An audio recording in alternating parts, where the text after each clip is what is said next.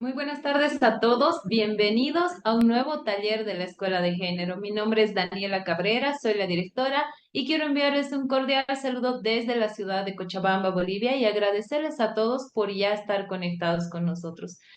Quiero comentarles a todos que este es un espacio virtual que tiene el objetivo de informar y orientar a mujeres y hombres para que estos puedan fortalecer sus conocimientos en temáticas de género, salud y desarrollo integral. Este es un espacio que se caracteriza por contar con profesionales que tienen una destacable trayectoria y sobre todo un alto sentido de responsabilidad social, quienes además de manera voluntaria participan con nosotros martes a martes compartiendo sus conocimientos y brindándonos consejos para mejorar nuestra salud y también nuestra calidad de vida. Quiero agradecer a todos ustedes que participan con nosotros, ya que juntos hemos aprendido en 183 talleres con más de 640.000 participantes de diferentes departamentos de nuestro país, como también del extranjero. Agradecemos a todos ellos por confiar en este su espacio llamado Escuela de Género y Desarrollo. Hoy, como todos los días, reafirmamos nuestro compromiso de seguir trabajando con todos ustedes, porque estamos convencidos que con educación Bolivia puede. Nuevamente, muy buenas tardes a todos ustedes. Después de esta pequeña introducción acerca de del trabajo y el objetivo de la Escuela de Género, quiero darles la bienvenida al taller número 183 de nuestra Escuela de Género, donde vamos a hablar acerca de este virus que está afectando a muchas familias en nuestro país y seguramente también en otros países, como es la influenza. Por eso quiero agradecer además el apoyo que nos brinda Samuel Doria Medina para la realización de cada uno de los talleres. Lamentablemente por temas personales, él no va a poder participar con nosotros en este taller. Sin embargo, le hacemos llegar nuestro agradecimiento a nombre de todos los participantes de la Escuela de Género. Y es por eso, bueno, para poder avanzar, permítanme presentarles el día de hoy a nuestro invitado del día de hoy, que muy gentilmente ha aceptado nuestra invitación para hablar sobre este tema tan importante como es el virus de la influencia. Le doy la bienvenida al doctor Julio Peñarrieta Gutiérrez. El doctor es médico cirujano, graduado de la Universidad Mayor de San Andrés. Cuenta con especialidad en neumología en el Instituto Nacional del Tórax. Además, tiene una formación en broncoscopía en el Hospital Italiano de Buenos Aires y también es instructor de espirometría. Asimismo, el doctor es miembro de lo que es la Sociedad Boliviana de Neumología, de la Asociación Latinoamericana de Tórax y también de la Sociedad Española de Patología Respiratoria. Quiero agradecer nuevamente la participación el día de hoy con nosotros del doctor Julio Peñarrieta Gutiérrez, que ya se encuentra conectado con nosotros para poder hablar sobre este tema tan importante como es la influenza. Agradecer a todos los que ya están conectados con nosotros y recordarles que vamos a tener 45 minutos de exposición de nuestro invitado y 45 minutos para que todos ustedes puedan realizar sus preguntas acerca de este tema. Muy buenas tardes, doctor. Bienvenido a un nuevo taller de la Escuela de Género. Le agradecemos nuevamente su participación y cuando usted guste, por favor, podemos iniciar. Buenas noches, buenas tardes, noches a todos los que están conectados y gracias por la invitación a la Escuela de Género y Desarrollo. Siempre es un placer poder apoyar y sobre todo que nos abran el espacio a la parte médica, a la parte de salud para poder llegar a la población sobre las dudas que se tienen sobre enfermedades muy frecuentes y en este caso sobre infecciones respiratorias agudas, específicamente sobre la gripe, ¿no? Que es de lo que vamos a hablar. Voy a compartir pantalla.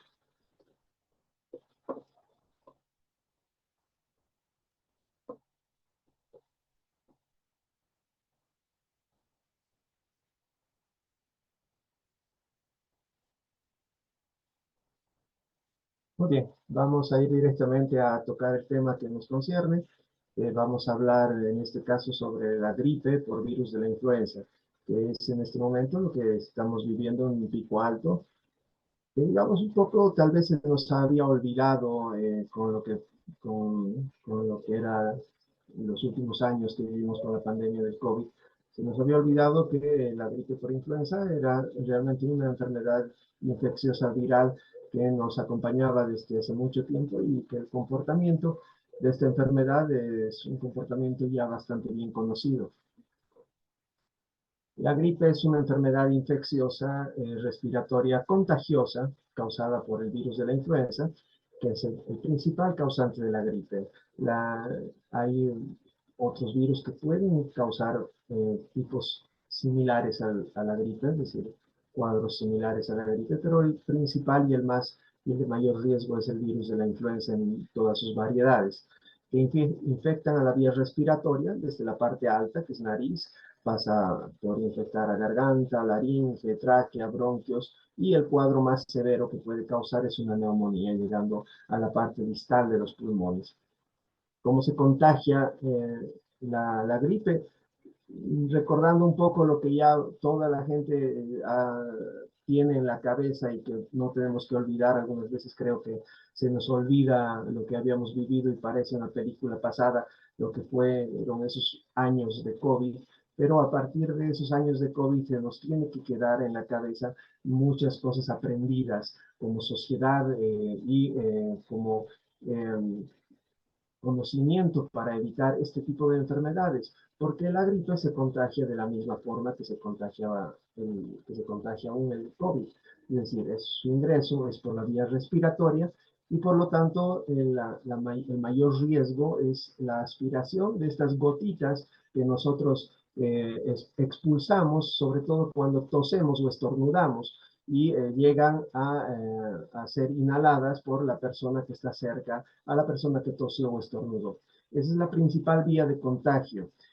Por lo tanto, es un contagio de persona a persona. Y el mayor riesgo está entre las personas que conviven día a día, la familia y el ambiente laboral. La otra forma de contagio son las manos contaminadas con estas gotas, esta saliva, estas secreciones de la vía respiratoria que contienen al virus y que por no tener la higiene adecuada, generalmente tendemos a llevarnos la mano a la boca, a la nariz, a los ojos, y a partir de esto llevamos el virus a la vía respiratoria, que es definitivamente el paso de ingreso hacia nuestro sistema.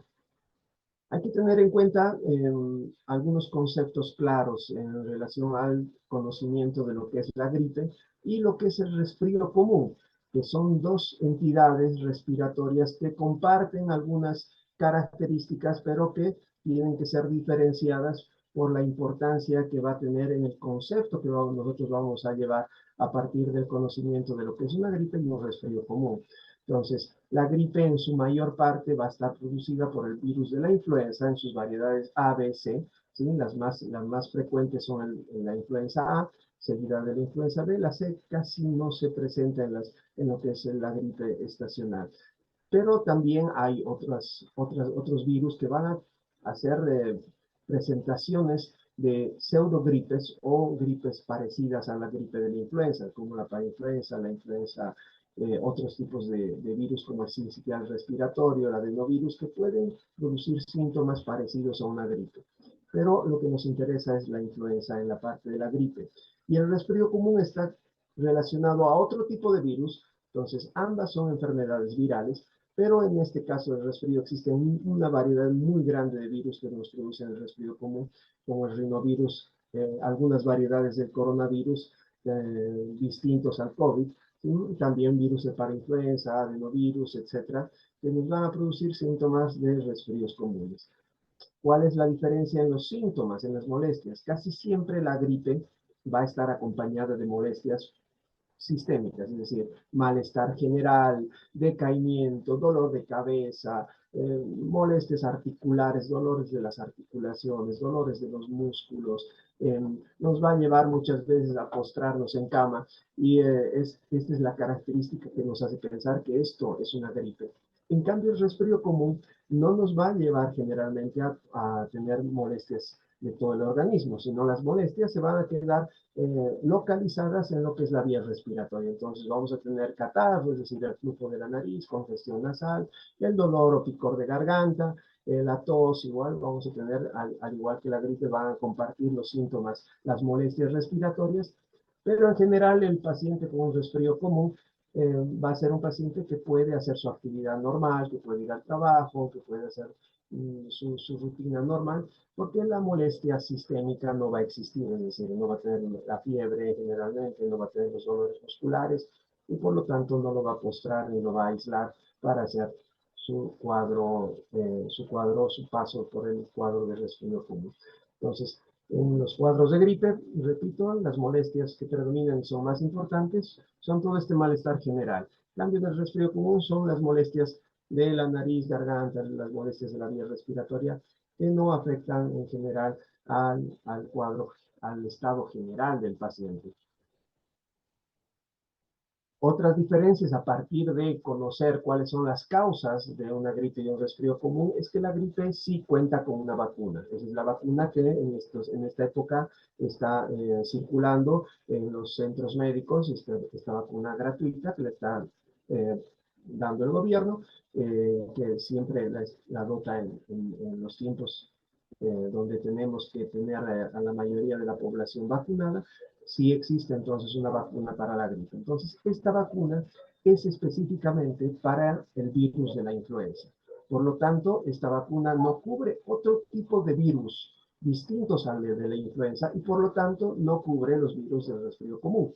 Por lo tanto, no tiene nada que ver la vacuna de la influenza, de la gripe, con los resfríos comunes. Por lo tanto, cuando hay ese concepto de decir yo me he vacunado, pero igual me he resfriado, pues sí, porque la vacuna solamente nos va a cubrir el virus de la influenza que está circulando en la época, ¿sí?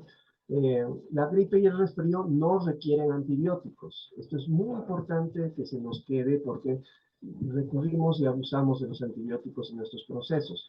No requieren antibióticos. ¿Y por qué no requieren antibióticos? Porque estas son enfermedades causadas por virus. Y los antibióticos son medicamentos destinados a atacar a las bacterias, no a los virus. Por lo tanto, los antibióticos aquí no tienen ninguna razón de usarse ni de ser en estas enfermedades. En la gripe sí existen algunos medicamentos específicos que pueden ser usados para disminuir riesgo, para disminuir síntomas, para disminuir el tiempo que nos afecta la enfermedad. En cambio, en el resfrío común no existen medicamentos específicos.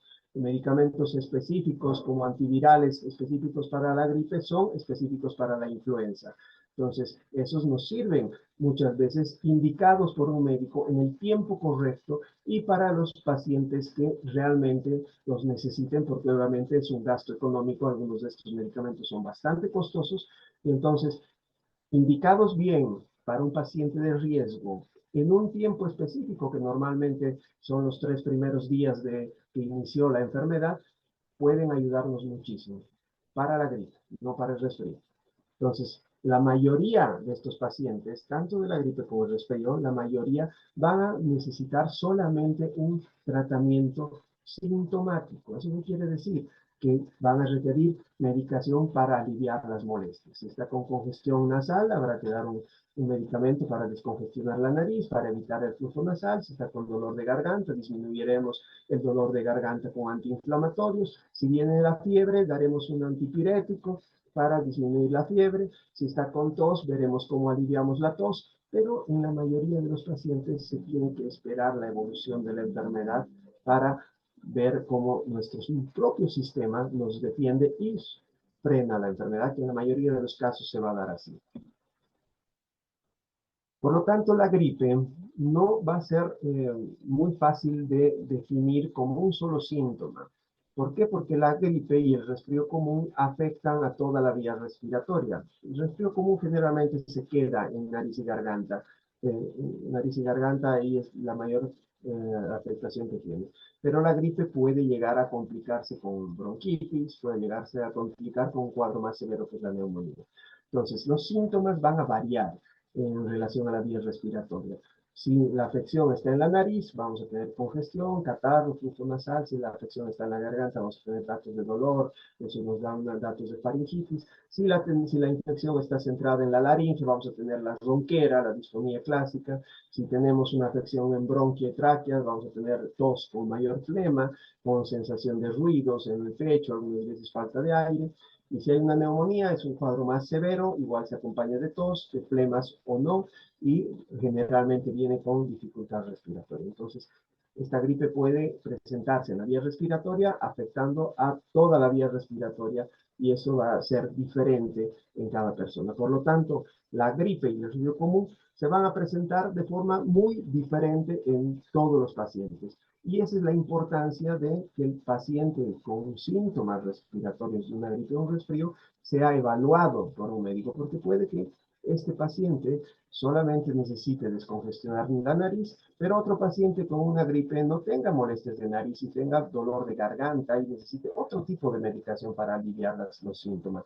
O este paciente tenga más síntomas bronquiales, más tos con flemas y necesite otro tipo de medicamento para aliviar sus molestias.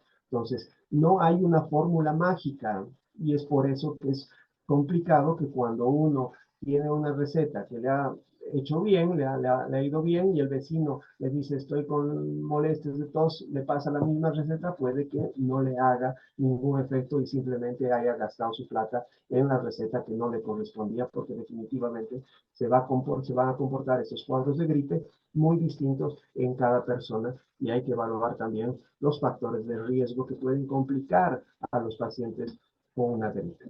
Este es el virus de la gripe. Esta es la característica en un diseño dibujado, digamos, y han debido escuchar lo que es la gripe H1N1, es decir, ¿qué significa eso? Se refiere a estas zonas que ven ustedes como alfileres en la superficie del virus, que son proteínas de superficie. La H significa hemaglutinina, que son estas puntas que tiene el virus, estas puntas verdes que ven en el dibujo, que le sirven al virus para adherirse a la mucosa de la vía respiratoria y adherirse a las células de superficie para producir su paso hacia las células de su material para producir la enfermedad. Y las neuroaminidasas son estos tipo alfileres que ven ustedes en color eh, azul, que van a hacer que el virus pueda pasar el contenido de su ARN, que pueda pasar su contenido de núcleo hacia las células para reproducirse dentro de nuestras células y empezar a diseminar la enfermedad. Entonces, dependiendo de la característica que tengan estas proteínas y que se analizan biológicamente, entonces se les pone el nombre, se le pone un número. Entonces hay la influenza H1N1, existe la H3N5, dependiendo de las características que encuentren estas proteínas de superficie en el virus, van a poner sus nombres, sus apellidos específicos. Y vamos a saber qué tipo de virus, qué tipo de subvirus está circulando. El comportamiento que hay que entender un poco de los virus de la gripe es que tienen mutación. Son virus que mutan fácilmente. Entonces, anualmente el virus va a tener un cambio, una mutación pequeña, una mutación suave de la superficie, que no va a hacer que cambie el virus. Va a ser el mismo virus, pero con otra máscara, si quieren. ¿Sí? Entonces, esto hace que cada año el virus mute levemente su superficie. ¿Para qué? Para que si hemos tenido contacto, por ejemplo, el año 2023, y hemos tenido una gripe, este mismo virus, el mismo tipo de virus, digamos un H1N1, nuevamente este año 2024 lo aspiramos, ingresa a nuestra vía respiratoria, pero por esta mutación que ha generado como autodefensa, este virus no es reconocido fácilmente por nuestro sistema inmune y otra vez nos enfermamos con él. Entonces, esto lo hace cada año y ahí está la lógica de por qué cada año hay que cambiar la vacuna y la vacuna del año pasado no nos sirve. ¿Por qué? Porque esto se va estudiando y se va evaluando a nivel mundial cuál es la mutación que ha tenido el virus y a partir de esa mutación se hacen las variaciones en la vacuna para que cada año sea una vacuna más específica para el virus que está circulando ese año. Y un cambio antigénico grande que se da cada cierto tiempo, 20 a 40 años, es lo que hemos vivido en las pandemias. ¿Sí? Que la última pandemia que hemos vivido de gripe ha sido el 2009. ¿Sí? Esta pandemia que posiblemente se nos haya olvidado porque no ha sido tan agresiva como el COVID, pero sí la hemos vivido y hemos tenido también bastantes pacientes internados y bastantes pacientes críticos, se da por la mutación y la generación de una nueva variedad de virus. Y entonces aquí generalmente se asocian virus de animales con virus humanos que van a generar una nueva especie de este virus de la influenza que no va a ser absolutamente reconocido por nuestro sistema inmune en nada porque es un virus nuevo y ahí producen las diseminaciones más grandes y producen los cuadros más severos que son más difíciles de controlar. Este es el comportamiento que habitualmente tiene el virus de la influenza.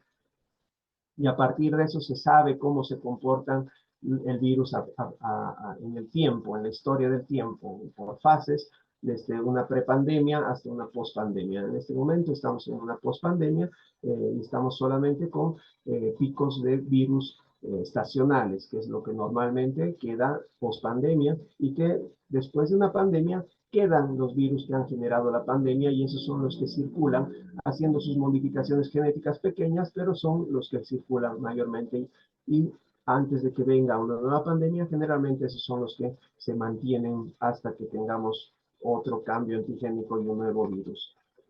Sabemos muy bien a lo largo de los años el seguimiento del comportamiento del virus de la influenza, de la gripe. Tenemos varias pandemias, una de las más conocidas, la de 1918, lo que se llamó la gripe española, porque fue ahí donde tuvo la mayor cantidad de fallecidos, pero a nivel mundial se calcula entre 40 a 50 millones de personas fallecidas en, en esta pandemia del virus de la gripe española.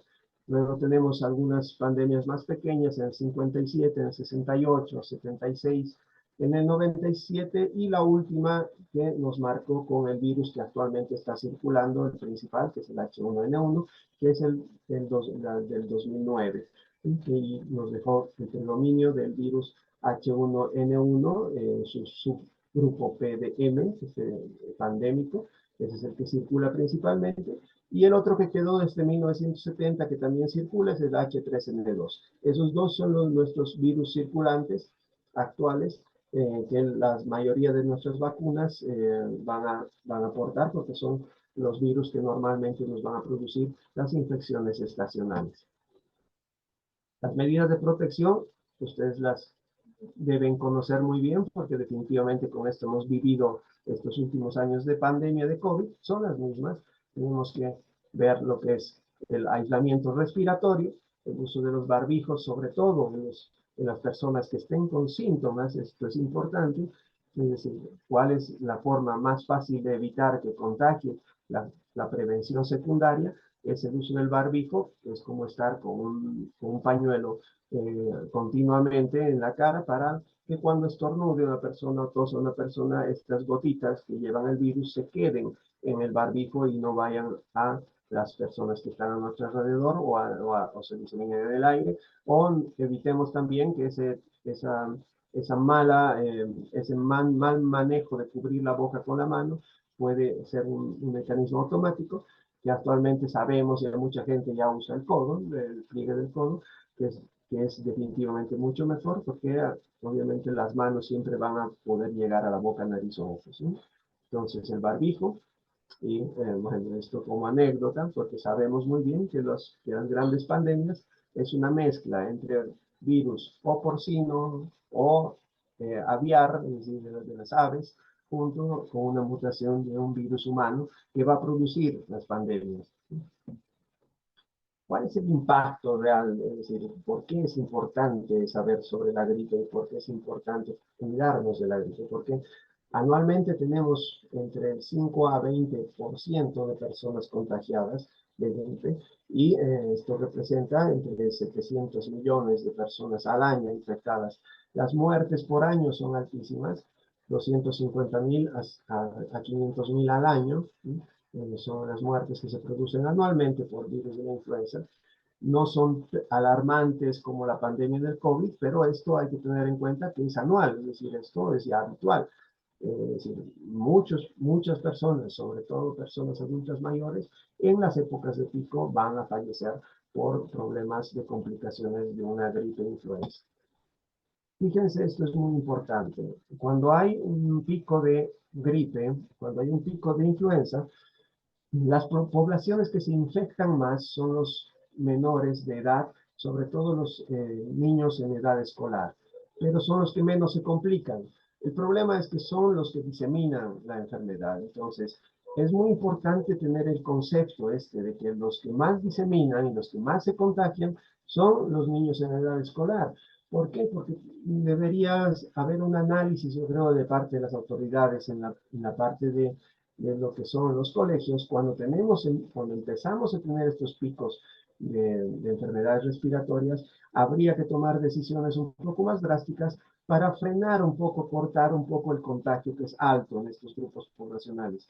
Tal vez, hablando ya, pensando en voz alta, cambiar nuestras fechas de vacaciones, hacer lo que hacen en otros países, como hacer dos fechas de vacaciones en vez de una sola de invierno, teniendo en cuenta que nuestros picos, sabemos ya hasta mucho antes de la pandemia, que aquí en Cochabamba y en Bolivia nuestros picos están al ingreso, es decir, cuando hay los cambios de temperatura del invierno, es decir, cuando estamos ingresando al invierno y cuando estamos saliendo del invierno. Durante el invierno van a ver cómo está, como estamos ahora, bajando la curva de infecciones y durante el invierno, por todos los cuidados que se tienen, etcétera, esa curva se va aplanando y se va cayendo. Entonces, habría que ver la posibilidad de evaluar estos cambios para ver la posibilidad de cortar esto. Y obviamente también en las autoridades de los colegios, cuando un niño esté con síntomas, eh, no darle el mayor apoyo para que quede en casa y no vaya al colegio. Es decir, la recomendación a los padres, es decir, si un niño está con síntomas, debe evitar ir al colegio porque va a diseminar la enfermedad en los compañeros. En el gráfico de la izquierda en blanco y negro, ahí ven cómo las edades tempranas tienen un mayor número de contagios, pero en el gráfico en azul y rojo en el lado derecho de sus pantallas, lo que tenemos es la gravedad y la severidad está en los grupos adultos mayores. Ahí está el mayor riesgo. Y el problema es que nos llevan a que los niños llevan la enfermedad a la casa y van a llegar a los papás, a los abuelitos, a llevarlos a contagiar y ahí están los grandes riesgos. Fíjense que la hospitalización en niños menores de 5 años llega a un 9%, pero en adultos mayores llega hasta un 63% en algunos reportes. Entonces, estamos hablando de que en adultos mayores, sobre todo en adultos mayores de 65 y mucho más en mayores de 75 años, hay una posibilidad de casi de que cada 10, 5 se internen y tengan un cuadro severo. Entonces, es una población de alto cuidado. Recordar que entonces que sabemos que a nivel mundial, cuando hay estos picos, casi un 20% de la población va a infectarse con el virus. El virus es altamente contagioso. Cada persona va a contagiar a dos, sí o sí va a contagiar a dos y esto va a ir multiplicándose proporcionalmente. Por eso la importancia de la prevención secundaria cuando alguien está con síntomas.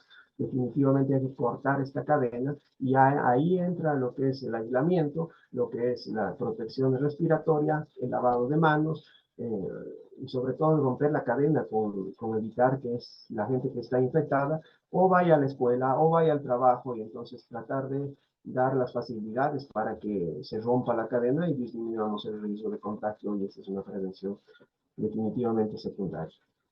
Es importante cuando nosotros vemos una persona con una gripe, síntomas de gripe, evaluar las características de la persona. Siempre a los estudiantes o a los internos les planteo las posibilidades, ¿no? ¿Qué haces tú con un paciente de 45 años con una gripe que viene, uno que que no tiene ninguna enfermedad de base, delgado, hace actividad física regular, etcétera, y no tiene ninguna enfermedad, con el mismo tiempo de evolución, las mismas molestias que un paciente de 45 años, fumador, obeso, diabético?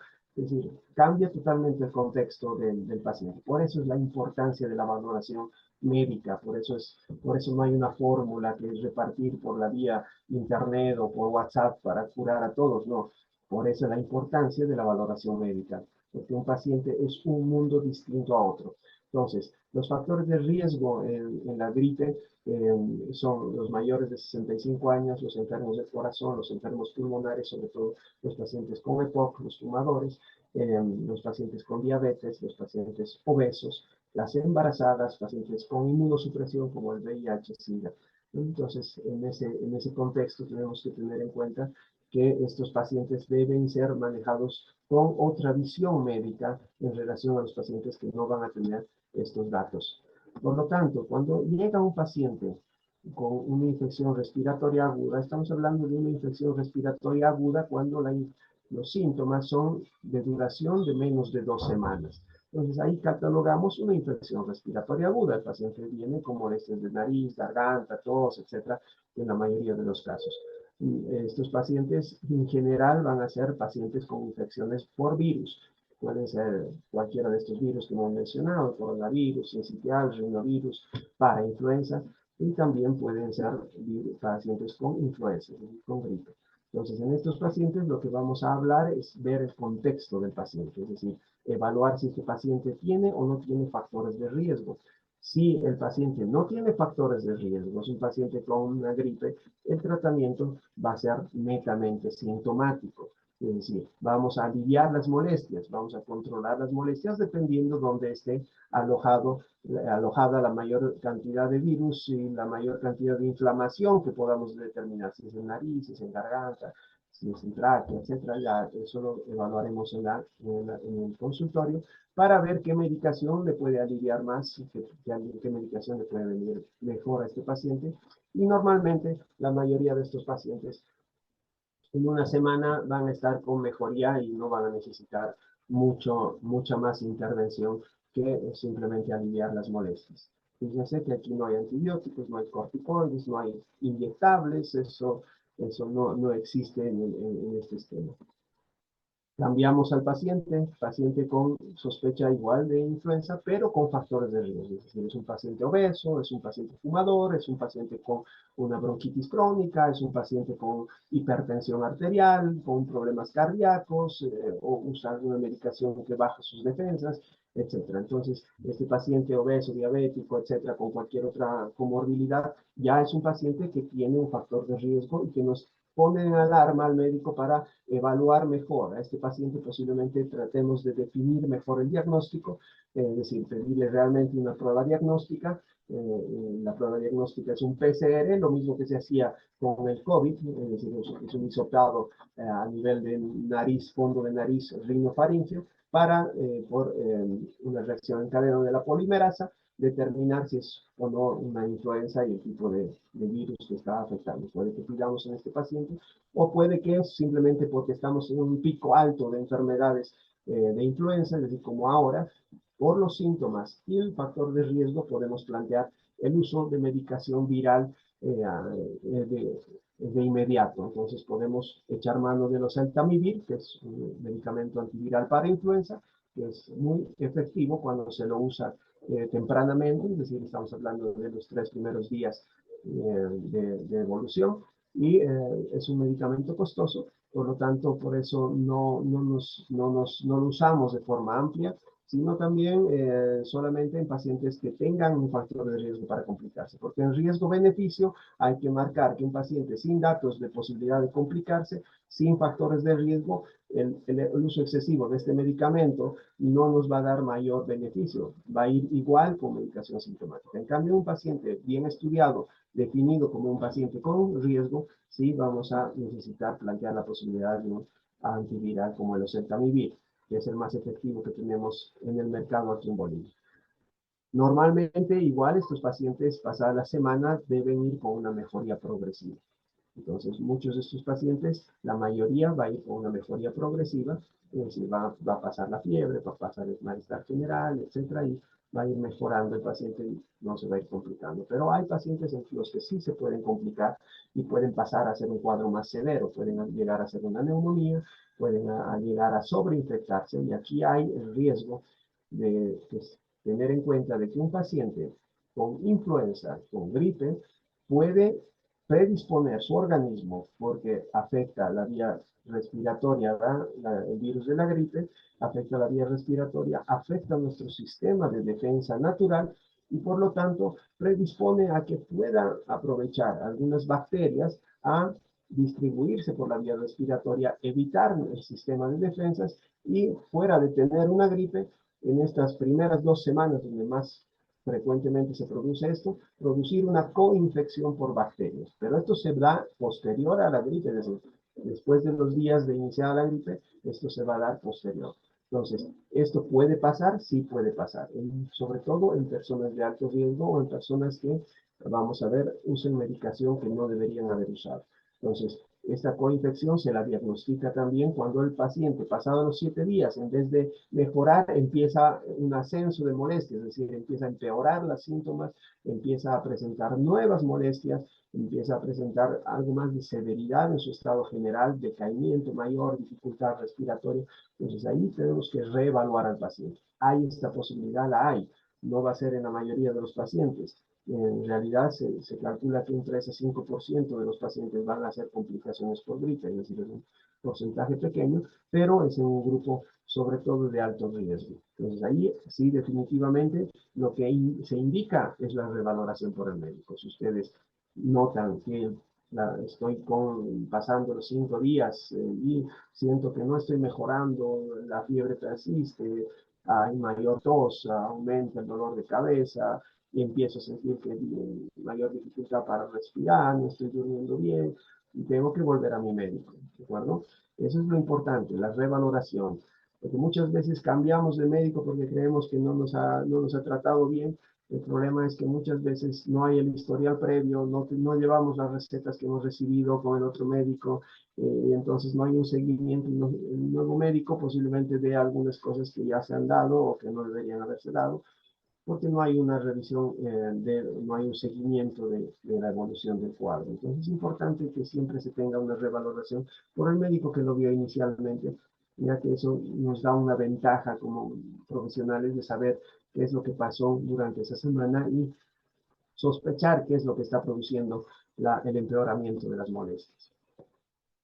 La prevención secundaria sigue siendo la misma, como en el COVID, vuelvo a recalcar, lavarse las manos, cubrirse la boca y nariz al toser, estornudar, alimentarse bien, hidratarse bien, descansar bien, bajar el grado de estrés, aislamiento respiratorio. El aislamiento respiratorio no siempre es sinónimo de quedarse en la casa. Si uno está nomás estable, el aislamiento respiratorio puede ser el uso del barbijo durante el tiempo que esté en lugares donde está en contacto con otras personas. Si uno está con una gripe que no es muy fuerte, está controlado y puede acudir a su centro de trabajo, que puede acudir a su centro de estudios, el aislamiento respiratorio es el uso del barbijo. ¿Sí?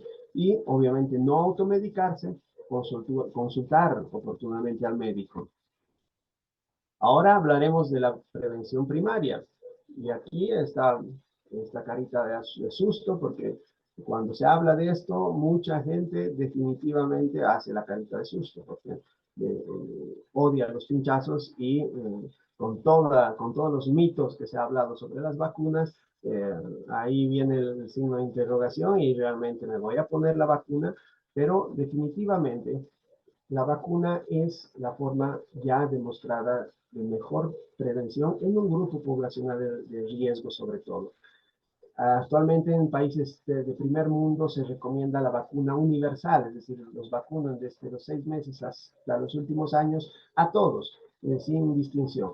Pero en nuestro medio es prioritaria, por la cantidad de vacunas con las que contamos, mantener lo que se hacía y lo que se sigue haciendo en muchos países, que es la vacuna dirigida a los pacientes de mayor riesgo. Comencemos hablando de quienes no deben recibir la vacuna, que en realidad son un grupo muy reducido, muy pequeño, hay muy pocas contraindicaciones para recibir la vacuna. Y bueno, los niños menores de 6 meses no pueden recibir la vacuna, mayores de 6 meses adelante todos, no hay ningún problema. Los que tienen reacciones alérgicas graves y potencialmente mortales, eso quiere decir que hayan tenido antecedentes o tienen antecedentes de reacciones alérgicas a medicamentos, a contrastes, a algunos alimentos que son reacciones alérgicas muy severas que alguna vez les han producido reacciones dérmicas muy excesivas, es decir, esas reacciones muy severas, reacciones de la vía respiratoria con obstrucción de la vía respiratoria por una alergia muy fuerte. En estos pacientes hay que tener cuidado. Antes se decía que los alérgicos a la proteína de huevo estaban contraindicados para recibir la vacuna porque esta se produce a partir de cultivos de proteína de huevo, pero ya se ha demostrado que esto no es una contraindicación para recibir la vacuna, sin las alergias severas. Y finalmente, la más importante, una reacción alérgica grave a una dosis de vacuna previa. Si uno ha recibido una vacuna previa y ha reaccionado a la vacuna, ya de aquí en adelante para él está contraindicado. Pero fíjense que no hay más contraindicaciones. No existen más contraindicaciones para recibir la vacuna. ¿Sí? Existen tiempos, sí. Por ejemplo, cuando uno está con un cuadro gripal o un cuadro respiratorio agudo, no puede recibir la vacuna, no puede recibir, tiene que esperar algunos días para vacunarse, algunas semanas, muchas veces para vacunarse cuando esté estable. Pero no es una contraindicación para recibir la vacuna. Fíjense que son tres contraindicaciones muy específicas y el resto de la población, que es la mayoría, no tiene contraindicaciones para recibir la vacuna. La mayoría de las indicaciones son en pacientes mayores de 60 años, todos los adultos mayores, más todavía si son más de 65 años, no importa si son sanos, si tienen enfermedades de base, tienen la indicación de recibir la vacuna. Pacientes con enfermedades respiratorias crónicas, pacientes con enfermedades cardíacas crónicas, pacientes con enfermedades de los riñones crónicas, son pacientes que tienen que recibir la vacuna. Son pacientes inmunodeprimidos por medicación o por enfermedad, también son los que están ligados a recibir la vacuna. Pacientes con obesidad, sobre todo obesidad mórbida, obesidad grado 3 y obesidad grado mórbida, estamos hablando de índices de masa corporal de 35 o 40 hacia arriba, ¿no? Entonces, esos pacientes son pacientes que deben realmente recibir la vacuna porque se van a beneficiar mucho.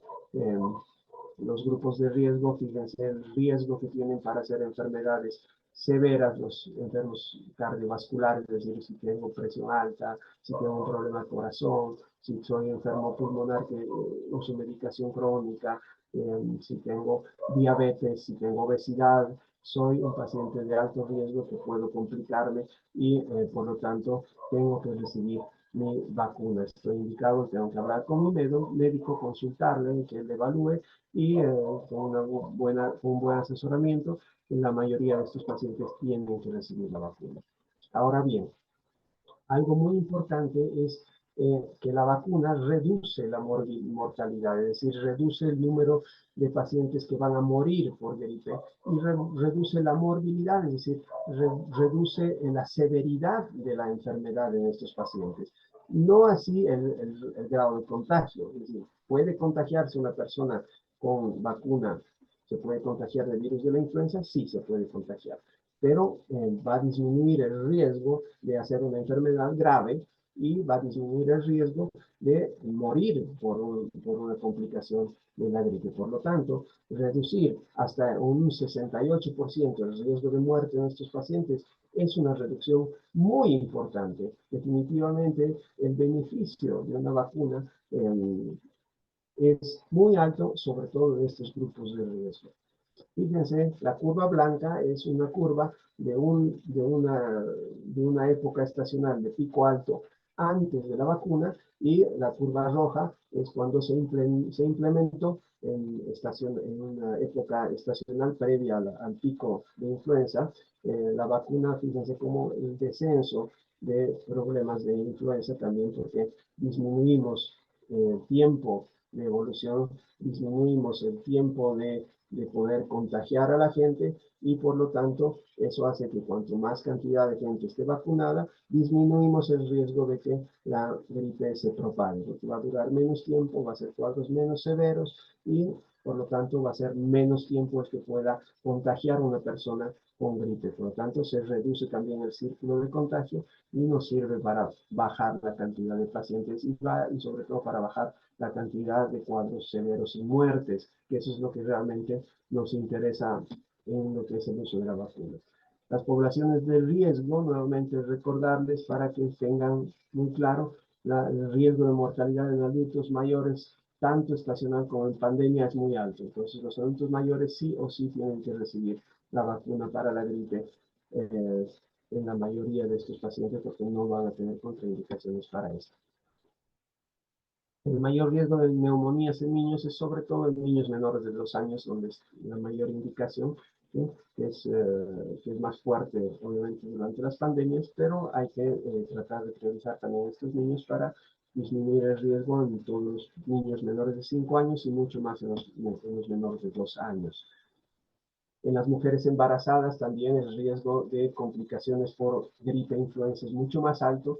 Por lo tanto, estos pacientes también durante el embarazo está indicada la vacuna, que no tiene ninguna contraindicación en el embarazo, ni ningún riesgo ni para la madre ni para el bebé que está dentro de la madre. No hay ningún riesgo en cualquiera de los 3 trimestres puede recibir la vacuna en la época de pico alto, y también está indicado en las puérperas, es decir, después de haber dado a luz al bebé, al niño, en las 2 primeras semanas después de haber dado a luz, después del nacimiento del niño, tienen la indicación también de la vacuna si es que no la recibieron durante el embarazo, en ese año, ¿no? Entonces, es importante esto porque es un grupo de riesgo también el embarazo. No se encontró evidencia de que priorice la vacunación de niños en relación con los adultos. Sigue siendo definitivamente el grupo de mayor riesgo, el grupo de adultos mayores.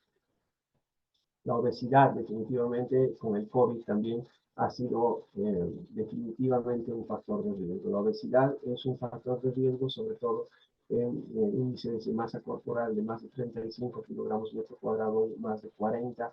Son pacientes de alto riesgo de hacer enfermedades severas por una infección viral, por gripe. Por lo tanto, tienen que recibir la vacuna. El mayor riesgo está definitivamente en enfermedades crónicas, estos pacientes con enfermedades cardíacas como los hipertensos, los diabéticos, los pacientes con enfermedad pulmonar obstructiva crónica, los EPOC, son pacientes que deben tener su vacuna porque tienen mayor riesgo de mortalidad. No hay una diferencia de riesgo entre los sexos. Ambos sexos tienen el mismo riesgo, por lo tanto no es más que en varones y en mujeres el riesgo a hacer enfermedades severas. La influenza definitivamente, es decir, la vacuna es una manera muy efectiva de prevenir los cuadros severos y de disminuir el contagio a nivel de la población en general. Los beneficios son mayores que los riesgos y ya no hay esta contraindicación de que algún alérgico al huevo no tenga que recibir la vacuna. Es decir, se ha demostrado que la reacción de los alérgicos al huevo es muy leve o no se presenta en la mayoría y por lo tanto se puede controlar cuando se administra esto en un centro médico, que generalmente es lo que se hace. Existen muchas formulaciones, pero la que llega, es decir, la vacuna trivalente que nos llega por el gobierno es basta y suficiente para cubrir lo que son los virus que están circulando, principalmente los 2 tipos de virus A, que son los en mayor proporción van a ser los que produzcan el mayor número de cuadros de gripe. Y los inhibidores de la neuraminidasa son los medicamentos de elección como tratamiento inicial y se puede usar también como profilaxis en contactos muy estrechos de pacientes de riesgo, pero como les digo, tienen que ser en pacientes de riesgo. Estamos hablando de los Zetamivirine. ¿Cuál es el mayor temor entre lo que es la complicación de la gripe, la neumonía? Este es el mayor temor y esta es la mayor complicación que puede llegar a poner en riesgo la vida de los pacientes. La neumonía no se va a presentar en los primeros días de evolución, la neumonía se va a presentar pasados los 3 a 5 días de evolución, puede presentarse en los pacientes de riesgo y generalmente la fiebre va a persistir, va a empezar a presentar el paciente dificultad respiratoria, va a poder presentar dolor de pecho, respiración corta. Entonces, ante todos estos datos que pueden aparecer en la evolución, como les decía, si el paciente a partir del 5.º día no nota una mejoría, más bien aparecen otros síntomas o empeoran los síntomas, tiene que evaluar, tiene que hacer una reevaluación por su médico. Esta puede ser una progresión de una gripe con neumonía hasta un síndrome de dificultad respiratoria severa, que muchas veces puede llevar a los pacientes a terapia intensiva. Entonces, esto es lo que nosotros queremos evitar, captando los pacientes tempranamente, definiendo que son pacientes de riesgo para saber cómo los vamos a manejar y sobre todo la prevención primaria, que es la vacunación. La gripe no solamente va a complicar los pulmones, también puede complicar el sistema cardiovascular. Se ha demostrado que puede producir miocarditis, es decir, inflamación del miocardio, del corazón mismo, del músculo del corazón. Puede producir mayor riesgo de infartos en pacientes que tengan ya enfermedades en los vasos del corazón, en los vasos coronarios, que ya tengan placas. Puede producir mayor inflamación por el sistema inflamatorio, por el estímulo inflamatorio que produce la infección por el virus, y puede producir mayor riesgo de infarto de miocardio en pacientes que tengan ya una enfermedad. Puede producir encefalitis, es decir, en el sistema nervioso central. Entonces, son cuadros severos que no son muy frecuentes, pero sí los puede producir cuando tenemos una infección grave en un paciente crítico. Entonces, estas cosas son las que queremos disminuir cuando nosotros damos la vacuna a este grupo de población. Los antibióticos definitivamente no están indicados. ¿Por qué quiero recalcar esto? Porque hay un abuso, es decir, hay un abuso de antibióticos por nuestro personal de salud, pero nosotros también como sociedad tenemos que frenar un poco esto, porque también estamos acostumbrados a ir a una farmacia y que el farmacéutico sea el que nos dé un tratamiento, cuando el farmacéutico es un profesional que no está entrenado para diagnosticar un paciente. Y como han visto, para definir el diagnóstico necesitamos hacer una evaluación médica, necesitamos saber si esto es una influenza o no, porque puede ser otra cosa distinta. Por lo tanto, para saber necesitamos aprender a diagnosticar. Y el entrenado para diagnosticar es el médico. ¿Sí? El farmacéutico es un profesional que no está entrenado para diagnosticar a un paciente, está entrenado en otras habilidades que no están destinadas a definir el diagnóstico. Si nosotros no sabemos qué es la enfermedad, no podemos ponerle nombre y apellido a la enfermedad, no podemos dar un tratamiento. ¿De acuerdo? Es como cuando uno lleva el auto a un mecánico, si uno no sabe de dónde está viniendo el ruido, no va a poder dar solución. Lo mismo pasa con el paciente. Si nosotros no podemos saber dónde está el problema, no vamos a poder dar la solución. Por eso lo primero que tenemos que hacer como médicos es definir el diagnóstico, ponerle nombre y apellido. Esto sí parece ser una gripe por influenza, por lo tanto no hay tratamiento. Esto es otro tipo de enfermedad, no es una gripe por influenza, es otro tipo de enfermedad, puede ser una faringoamidalitis fultácea, puede ser una sinusitis, puede ser una bronquitis bacteriana, puede ser una neumonía por bacterias, es decir, igual puede presentarse con los mismos síntomas, con las mismas molestias, fiebre, malestar, tos, flemas, etc. Entonces, ¿quién decide cuál es el diagnóstico? El médico, cuando evalúa al paciente, cuando lo revisa, cuando le hace las preguntas, cuando sabe cómo se está comportando y evalúa al paciente de si tiene o no tiene factores de riesgo. Por lo tanto, los antibióticos aquí no están indicados. No use antibióticos como medida preventiva, es decir, no existe esa medida, porque los virus no les van a hacer ni cosquillas los antibióticos, por lo tanto no va a prevenir que uno se complique. Cuando se tiene que complicar y no ha sido bien manejado, o se tiene que complicar porque el organismo va a reaccionar muy fuerte hacia el virus y porque este paciente tenía esa predisposición, así le hayamos puesto antibióticos, eso va a progresar. Entonces los antibióticos aquí no vienen al caso. Entonces no hay prevención y decir, bueno, le pondré por si acaso o me haré poner un inyectable de penicilina por si acaso, por ahí se complica esto. Pues no, no existe tal cosa. Solo debemos utilizarse cuando hay datos de complicaciones. Cuando hay una, como hemos visto, puede haber una coinfección, pero no se presenta en los primeros días. Se presenta pasados los 5 o 7 días, generalmente es la complicación de una sobreinfección por bacterias. Y eso tiene que ser definido por el médico para dar recién un antibiótico dirigido a esa sobreinfección, a esa complicación. Y el uso previo, además, de antibióticos es un factor de riesgo para empeorar el pronóstico.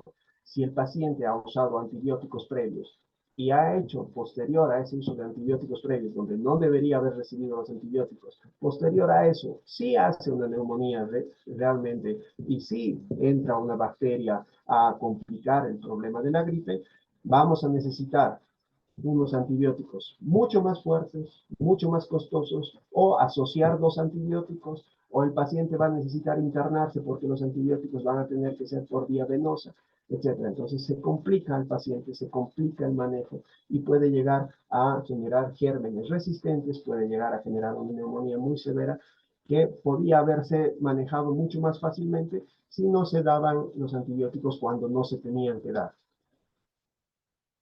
No, definitivamente no están indicados. Hay algunas veces que se basa o el paciente o el médico en las características de la flema. Una gripe, un resfrío común puede venir con flemas verdosas densas, sí puede venir con flemas verdosas densas. Fíjense en este esquema, todos estos pacientes, es decir, las líneas muestran varios tipos de pacientes con colores y densidades de flema, es decir, es la flema que está botando al toser o al limpiarse la nariz, y aquí hay amarillas, verdes, densas, con mal olor, etcétera, en gran o mediana cantidad. Ninguno de estos marcadores de las características de las flemas definió si era una infección bacteriana o viral. Entonces, no define ni siquiera la característica de las flemas si esto es una infección bacteriana o viral. La define la evaluación médica y la define el tiempo de evolución. Por lo tanto, no se hagan engañar, que no les den gato por liebre. Definitivamente, lo que es decir, la Coca-Cola no es leche, definitivamente. No es una sustancia natural y por lo tanto, pese a que parezca que aquí sale de la vaca, pues no. Por lo tanto, no se dejen engañar eh, con un comentario de un vecino o con que les van a vender un medicamento en farmacias que les va a aliviar, que es lo mejor, etcétera. Traten de siempre tener un poco de conocimiento y consultar a su médico de mayor confianza. Este era un gran apostador, Amarillo Slim, un gran apostador de Las Vegas, que nunca perdía una apuesta, porque las apuestas que hacía él eran con conocimiento, es decir, él apostaba cuando sabía que iba a ganar, nunca apostaba al azar, nunca jugaba al azar, él apostaba cuando sabía que las posibilidades de ganar, la probabilidad de ganar eran altas. Y definitivamente él nunca perdía, nunca perdió una apuesta, así sea la más descabellada, pero él la pensaba muy bien. Por lo tanto, esto es importante cuando nosotros vemos a nuestros pacientes. Tenemos que saber a lo que apostamos, o sea, tenemos que saber a lo que estamos jugando y a lo que estamos dando en relación a dar lo mejor que sea más efectivo y menos, que produzca menos daño a nuestros pacientes y que tenga más beneficio. Cuando nosotros damos un tratamiento o sugerimos algún uso, por ejemplo, de las vacunas, ya ha habido estudios, ya ha habido evaluación para que nosotros pongamos en la balanza el riesgo-beneficio. Tengan en cuenta que no hay ninguna sustancia farmacológica que sea totalmente inocua, ni siquiera las vitaminas, ni los polivitamínicos, poliminerales que venden libremente, no son libres de producir malestar o efectos que no queremos. ¿Por qué? Porque son químicos, son sustancias farmacológicas. No, la vitamina C en comprimidos no es como agarrar una naranja y comprimirla, ¿no? Ahí ha habido clorantes, ha habido sustancias preservantes, hay sustancias para compactar, es decir, es una mezcla de químicos que no son naturales. Por lo tanto, cuando nosotros prescribimos algo, cuando nosotros damos una receta, tratamos de ser lo más efectivos posibles en dar lo mínimo necesario y poner en la balanza que este medicamento o este tratamiento va a ser de mayor beneficio que de riesgo para el paciente. Finalmente, combata la gripe, la mejor manera de protegerse definitivamente es la vacuna contra la gripe. Eso es todo. Muchas gracias.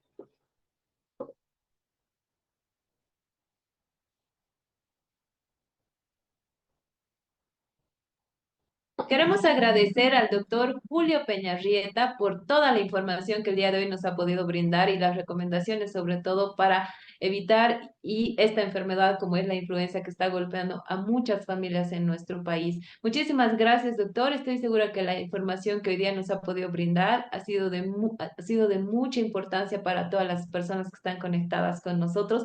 Sin embargo, creo que todavía hay muchas preguntas que nuestra audiencia tiene para usted, así que le voy a pedir, por favor, que podamos iniciar con la ronda de preguntas. Les voy a pedir a todos los que nos acompañan en sala de Zoom 1 que, por favor, por la plataforma de Zoom puedan levantar la mano para poder realizar su consulta. A todos los que nos acompañan en sala de Zoom número 2 les pedimos que nos hagan llegar sus preguntas a través del chat que ya se encuentra habilitado. Y también a todos aquellos que nos acompañan en nuestra página de Facebook, déjenos sus preguntas, por favor, en los comentarios de esta red virtual. Iniciamos, por favor, doctor. Vamos a habilitar el micrófono María del Carmen Ortega. Quiero recordarles a todos que por favor, especialmente en sala de Zoom 1, sean muy concretos al momento de realizar su pregunta para que tengamos una mayor participación.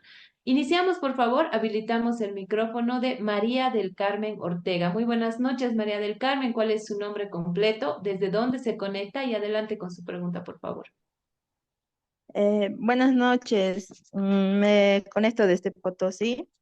Mi nombre es María del Carmen Ortega Saavedra. Primeramente, felicitar al doctor por la excelente exposición que nos ha brindado, ¿no? Y a la escuela también por las excelentes capacitaciones que siempre nos están brindando. Mi consulta es la siguiente, doctor. em, Quería consultarle que en pacientes con enfermedades cardíacas, doctor, ¿es adecuado poner la vacuna en pacientes hipertensos o con arritmia?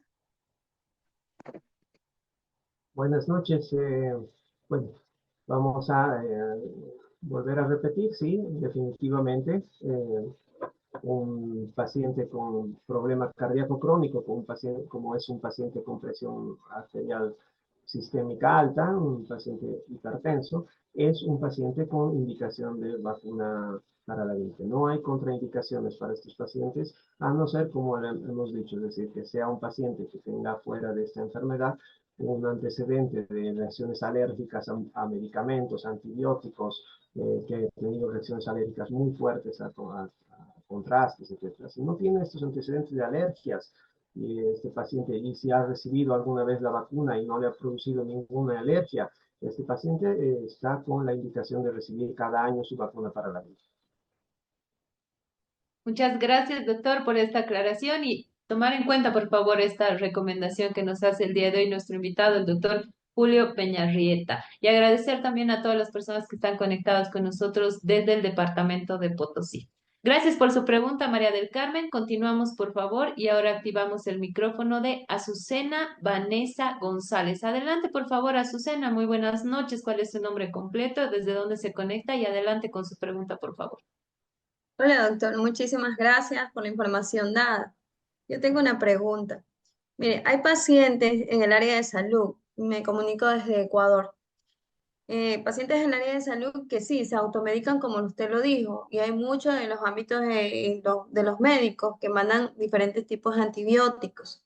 Pero la situación es que hay pacientes que se hacen tan resistentes a un antibiótico luego de haber pasado un proceso viral o bacteriano, que a veces ya aplicarse la inyección de la influenza ya no les surte una mejoría, es decir, que ya no hace que no tengamos ciertos síntomas, sino que más bien cada vez que se inyectan, eh, se presentan los síntomas muy fuertes. ¿A qué se debe?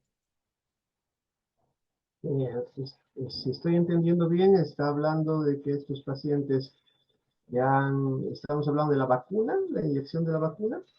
Ok, muy bien. Hay reacciones, es decir, eso no depende de la resistencia a antibióticos, son dos cosas distintas. Es decir, una cosa, como es ese dicho, es decir, el uso de antibióticos en los cuadros virales no está indicado, no tiene que usarse, ¿de acuerdo? Entonces, eso sí, el uso de antibióticos en un contexto en el que no se tiene que usar, como los cuadros de gripe o los cuadros de resfríos comunes, es un factor de riesgo más que un beneficio. No nos va a dar ningún beneficio y lo que va a producir es el riesgo de gérmenes resistentes. Eso en la parte de antibióticos y uso inadecuado en estos cuadros de gripes o resfríos comunes.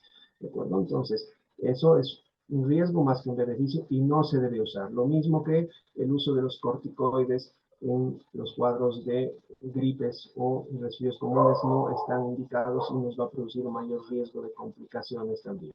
Entonces, estos medicamentos no están indicados. Ahora bien, eh, esto no tiene nada que ver, el uso de antibióticos previos, no tiene nada que ver con lo que es el uso de la vacuna. La vacuna, en general, como toda vacuna, como toda sustancia, que está procesada en un laboratorio puede tener reacciones secundarias que son poco frecuentes, y que pueden ser algunas las más repetidas, digamos, después de recibir una vacuna, son leves. En general viene el dolor del lugar de la inyección, que es lo más frecuente, que puede durar algunos días, dependiendo de la reacción de la persona, y también lo que se llama una pseudogripe. Es decir, el paciente que recibe la vacuna presenta después de la vacuna un síndrome gripal, es decir, es como si empieza a tener el catarro, empieza a tener la tos, empieza a tener sobre todo el malestar, le viene una fiebre, una reacción febril, una reacción de dolor de cabeza, que generalmente se da en un grupo de pacientes que tienen esa predisposición a hacerlo. Ahora, estos cuadros, si no son severos, sí, puede que se repitan después de que vuelva a presentar al próximo año la vacuna cuando se la vuelvan a prescribir. Entonces, en estos pacientes es como cuando uno vacuna a los niños. Cuando uno vacuna a los niños, recomienda a la madre, bueno, señora, este su niño puede esta noche tener fiebre, puede tener dolorcito, puede ponerse mal, puede llorar toda la noche. Entonces, dele paracetamol, dele estas gotitas. Lo mismo hay que hacer con este grupo de pacientes que reaccionan con estos síntomas tipo gripe después de una vacuna. Si no hacen reacción alérgica, si no hacen reacción severa, se puede manejar estos pacientes con antiinflamatorios y a prevenirlos. El paciente viene y nos dice, pero cuando me ponen la vacuna me pongo mal unos 2, 3 días. Bueno, entonces le voy a dar esta medicación, le voy a dar su paracetamol, le voy a dar, si viene con síntomas, le voy a controlar, avíseme qué síntomas tiene cuando le pongamos la vacuna. Pero si no ha hecho un cuadro severo de reacción alérgica este paciente y tiene indicación, es un paciente de riesgo y tiene indicación para recibir la vacuna, lo ideal es seguir aplicando la vacuna con la explicación que hay que dar. Como les digo, es una vacuna. Como toda vacuna puede tener esta reacción, como cuando las ponemos vacunas en los niños. Muchas gracias, doctor, por responder esta pregunta y un saludo también a Susana, que se ha conectado con nosotros desde el Ecuador. Le agradecemos mucho por estar presente y a todas aquellas personas también que se conectan con nosotros desde el exterior del país. Muchas gracias. Continuamos, por favor, doctor. Nos trasladamos de manera virtual a nuestra sala de Zoom número 2 y le voy a transmitir la pregunta de Mariela Núñez. Y ella nos dice, doctor, buenas noches.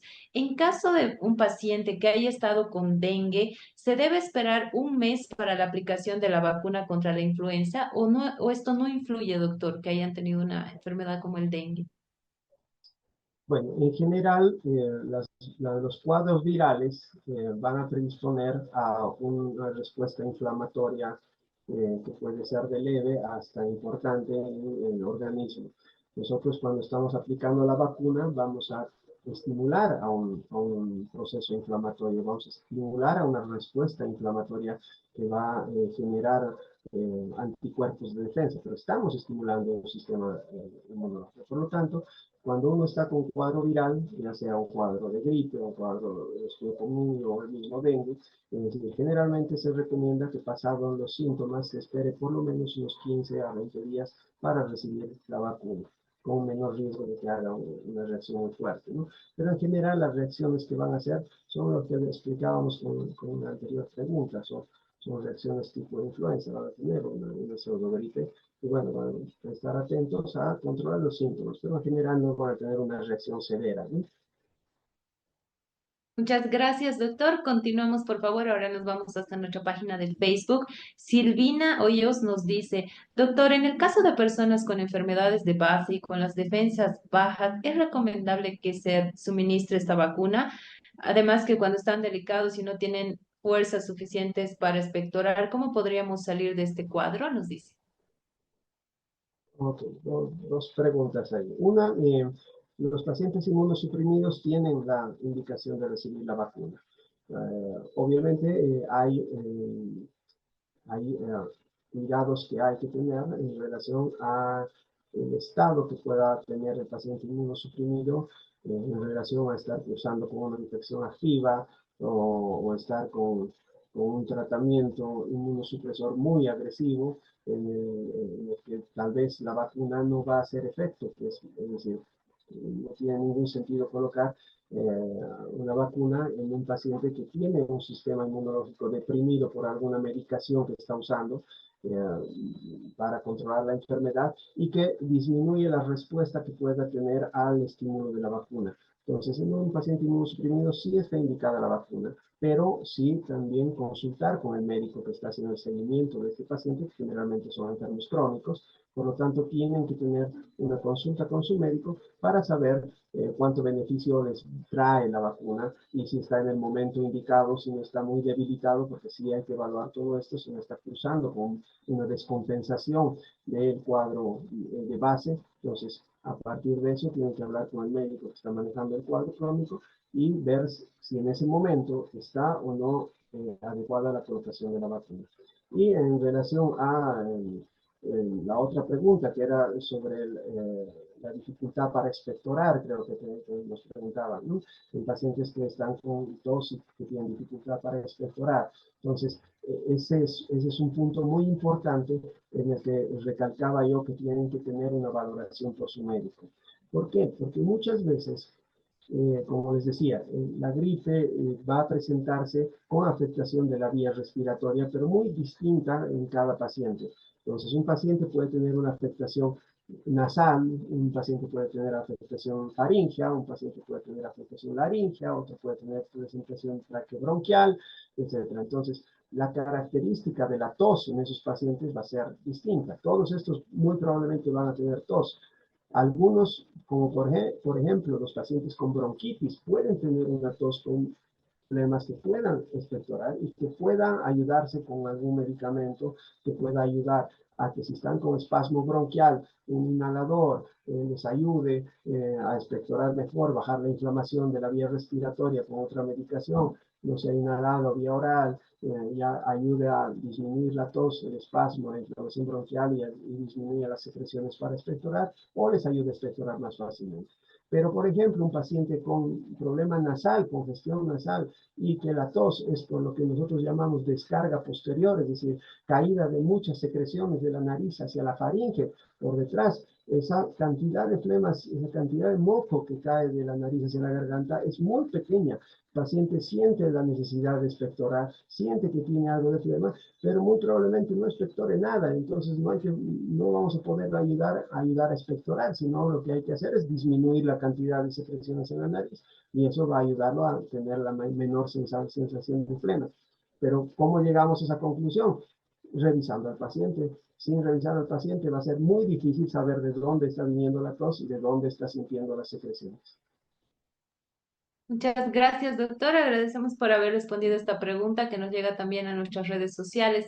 Les repito, por favor, a todos los que nos acompañan en sala de Zoom número 1, que si quieren realizar su pregunta puedan levantar la mano a través de la plataforma, ya que nos están enviando mensajitos. Así que háganos, levanten, por favor, la mano para poder realizar su pregunta. Continuamos, por favor, doctor. También desde nuestra página de Facebook, Shirley Lupe de Tesanos nos dice: doctor, buenas noches. ¿A qué se debe la inflamación de los ganglios que están encima de la clavícula o en el brazo en el cual se colocó la vacuna de la influenza? ¿Cómo debemos tratar eso, doctor, cuando alguna vez nos vacunan y se nos queda tal vez un dolorcito, se hace alguna bolita en el lugar de la vacuna? Muy buena pregunta, porque muchas veces eso alarma a las personas. Y esta es una reacción que es bastante, digamos que es bastante frecuente. Eh, a ver, todo proceso inflamatorio tiene una forma de descarga de la inflamación a través de lo que se llama el sistema linfático, ¿sí? Que es un sistema igual que los vasos sanguíneos, las venas, las arterias, es un sistema vascular que está encargado de muchas veces llevar todo lo que es las sustancias inflamatorias por la vía linfática para eliminar de la zona. Entonces, por eso, por ejemplo, cuando uno tiene una faringoamigdalitis, siente en el cuello inflamación de ganglios, porque a partir de esa zona es por donde se está, digamos, está pasando las sustancias inflamatorias y eso produce una mayor inflamación de los ganglios linfáticos que los tenemos en todo el organismo. Los tenemos en el cuello, los tenemos por la parte de las orejas, en las axilas, supraclaviculares, etc. Entonces, normalmente cuando hay un proceso inflamatorio, se estimula un proceso inflamatorio, que es uno de los mecanismos de las vacunas, se produce una inflamación local por donde ha entrado la vacuna, el líquido de la vacuna, y eso obviamente conduce a que nuestro sistema responda, que eso es lo que se quiere con la vacuna, responda en algunos pacientes un poco más agresivamente que en otros. Entonces, cuando hay una respuesta inflamatoria muy intensa, puede producir estos ganglios que normalmente, si son muy dolorosos, hay que usar antiinflamatorios, y que si no son muy dolorosos, hay que dejarlos porque eso se va a reabsorber y esos ganglios van a volver a su tamaño normal. Si es esto relacionado con la vacuna, y si han aparecido con la vacuna, eso va a pasar así, va a pasar la inflamación y esos ganglios van a volver a su tamaño normal y a no ser palpables, como son normalmente los ganglios que tenemos en nuestro sistema linfático. Ahora, muy distinto es que tengan ganglios antes de la vacuna y los relacionen, eso es otra cosa que hay que investigar, igual por otro médico, ¿no? Pero los relacionados que aparecen con la vacuna generalmente son respuesta inflamatoria que es habitual, que es una cosa normal y son reversibles, estas inflamaciones de ganglios son reversibles. Muchas gracias, doctor, por responder esta pregunta. Y vámonos con la última consulta, ya que estamos llegando al final de nuestro taller. Nos dice Daisy desde nuestra sala de Zoom número 2 y nos dice, doctor, ¿cuáles los cambios climáticos afectan para poder contraer lo que es la influenza? Y además, ¿cómo podemos tratarlos? Porque nos pregunta además, ¿hay algunos remedios caseros que también podemos utilizar para combatir la influenza, como tal vez se lo hace comúnmente con la gripe, doctor? Ok, sí, es decir, la gripe es en realidad el sinónimo de la mayor causa es la influenza, ¿no? Sí, los cambios de este clima son los factores que van a producir estos picos de comportamiento en nuestro medio. Y ya les había explicado que nosotros ya sabíamos antes de la pandemia del COVID cómo se comportaba el virus de la influenza en nuestro medio. Hace dos picos, generalmente es al inicio de invierno y saliendo de invierno. Es decir, después de que pasemos el invierno, cuando empecemos a volver al calorcito, vamos a tener un aumento de infecciones respiratorias agudas, eso es habitual. ¿Esto por qué? Porque estos cambios de temperatura lo que hacen muchas veces es que primero no se logre mantener una temperatura estable del cuerpo. Digamos, nosotros salimos muy temprano y salimos muy abrigados y allá a las 10, 11 ya empieza a salir el sol y empezamos a transpirar, nos sacamos todo, estamos húmedos y en la noche no habíamos llevado la chamarra, nos volvemos a enfriar. Estos cambios de temperatura lo que hacen es disminuyen lo que es el comportamiento normal de nuestra primera línea de defensa en la vía respiratoria alta, sobre todo en la nariz, que es nuestra primera vía de filtrado de todas las sustancias ajenas que nos pueden llevar al problema de la infección. Entonces, los cilios que tenemos, estos pelitos que tenemos, la mucosidad se reseca, esa mucosidad que también nos ayuda a retener estas partículas en la vía respiratoria alta y evitar que responda. El sistema de respuesta es más lento porque los vasos se contraen por la contracción vascular, por la temperatura, el frío, por lo tanto el flujo de sangre es menor y eso hace que nuestra primera línea de defensa en estos cambios de temperatura se debiliten un poco en su mecanismo habitual y eso produce el mayor pico en esta época de cambios de clima, por eso se da esto, ¿no? La otra pregunta era... De los remedios naturales, De los doctor. remedios naturales. Ok. Bueno, en relación a lo que es natural, es importante tener en cuenta algo que siempre recomiendo, es decir, ¿qué es lo que nos va a disminuir el riesgo de que nos produzca una enfermedad grave? Que nuestro sistema inmunológico esté estable, que nuestro sistema inmunológico esté fuerte. Eso no se logra con remedios mágicos. Es decir, muchas veces nos acordamos que tenemos que estar con nuestro sistema inmunológico fuerte cuando empiezan estas épocas de infecciones respiratorias y empezamos a comprar las vitaminas, empezamos a comprar los polivitaminas o nos empezamos a conseguir recetas caseras que creemos que pueden ser mágicas. Y en realidad no hay magia en esto. El sistema inmunológico tiene que tener un estímulo continuo para que esté en un nivel de respuesta normal alto. Para esto son cosas muy sencillas, pero que tienen que entrar en nuestro hábito de vida normal, regular y de todos los días de nuestra vida, en nuestra existencia de aquí hacia adelante. ¿Eso a qué se define? Se define a una buena alimentación. ¿A qué me refiero con buena alimentación? Aumentar lo que son el consumo de verduras, de frutas que nos van a proporcionar las vitaminas y los minerales que necesitamos. La exposición a la luz solar, por lo menos unos 30 a 60 minutos al día, nos va a ayudar a estimular la formación de vitamina D. Entonces, las vitaminas y minerales las encontramos en nuestra alimentación. Si nosotros no tenemos ninguna enfermedad gastrointestinal o alguna enfermedad que evite que podamos asimilar los nutrientes normales de una alimentación saludable, no necesitamos ninguna suplementación. Entonces, una alimentación balanceada, una alimentación rica en verduras y frutas, una alimentación con buen aporte de proteínas, lo más natural posible, ¿sí? Disminuir lo que son el consumo de azúcares refinados y todo lo que tenga azúcar refinado. El azúcar refinado está demostrado que lo que produce es una baja en la inmunidad normal. Por lo tanto, cuando nosotros consumimos demasiado azúcar refinado o cosas que tengan azúcar refinado, como por ejemplo son los refrescos de cola, que tienen una cantidad exagerada de azúcares refinados, nos va a disminuir nuestro sistema inmune.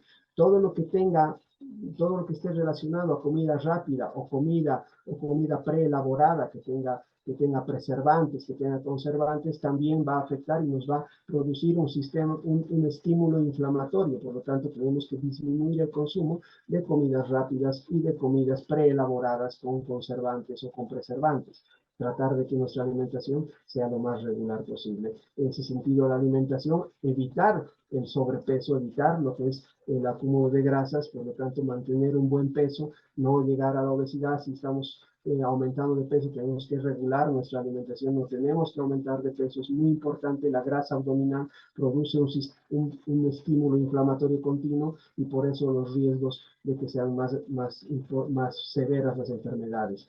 Lo otro que hay que hacer es una actividad regular física, ejercicio regular. Es decir, nuestro cuerpo necesita un estímulo regular de actividad física que muchas veces lo olvidamos. Entonces, una actividad física, ejercicio regular, eso también estimula nuestro sistema inmune, nos mantiene con un sistema inmune fuerte. Y por último es el estrés, disminuir nuestro grado de estrés. Cuanto mayor estrés nos produzcamos, nuestro sistema inmune se tira para abajo. Y una de las claves para disminuir nuestro estrés es el sueño reparador, dormir bien, dormir las horas que tenemos que dormir, pero dormir un sueño reparador. Tenemos que dormir entre 6 a 8 horas, un buen sueño para recuperar, que nuestro sistema inmune esté descansado y que recupere durante esas horas. Entonces, esas son las claves para que nosotros tengamos, esas son las claves del éxito para tener un buen sistema inmune, porque el contagio es muy difícil controlarlo. Es decir, yo voy a una reunión de familia, voy a tu trabajo y alguien ya está resfriado o alguien está con gripe, no se está cuidando y por alguna causa estornuda muy cerca o tose muy cerca de mí. El grado de posibilidad de que me contagie es alto, pero el grado de posibilidades en mi sistema inmune está bien, de que a pesar de que me haya contagiado, esto pase a ser un cuadro muy leve, sin mucha molestia, es muy importante. Y por eso hay que controlar esto que es base para que nuestro sistema inmune esté estable. Muchas gracias, doctor, por estas recomendaciones. A tomarla en cuenta, por favor. Son muy importantes los hábitos también de salud, de alimentación, también el hábito de hacer ejercicios es muy importante, como usted mencionaba, doctor, ya que este tipo de enfermedades son en muchos casos inevitables, ¿no? Porque estamos en contacto permanente con muchas personas, ya sea al momento de ir al colegio, de ir de compras y demás. Así que a tomar los recaudos necesarios y también poner en práctica todas las recomendaciones que el día de hoy nos ha brindado nuestro invitado del día de hoy, el doctor Julio Peñarrieta, que muy amablemente aceptado más bien nuestra invitación. Le agradecemos, doctor. Lamentablemente hemos llegado al final de nuestro taller. Tenemos muchas preguntas todavía para usted. Sin embargo, esperamos tenerlo muy pronto en un siguiente taller para seguir hablando acerca del cuidado también que debemos tener de nuestra salud, principalmente referido a lo que es la neumología. Muchísimas gracias. Le voy a pedir, por favor, sus últimas recomendaciones y sus palabras de despedida, agradeciendo también a todos los que se han conectado con nosotros, que el día de hoy han sido más de 3.800 personas que se han conectado en nuestras diferentes salas de Zoom y también nos han seguido en nuestras redes sociales. Recibo un agradecimiento a nombre de todos ellos también, doctor. Muchas gracias a ustedes por la invitación. Siempre es bueno abrir estos canales para llegar a la mayor cantidad de población y transmitir, bueno, lo que nosotros hemos estudiado y seguimos estudiando para tratar de dar un mejor servicio a la población y sobre todo prevenir y que la población tenga confianza en contactar con los médicos. No se automediquen, es muy peligroso esto, no lo hagan. Consulten siempre a su médico de confianza y traten de ser muy cautos en que les recomiendan a alguien que no sea personal de salud.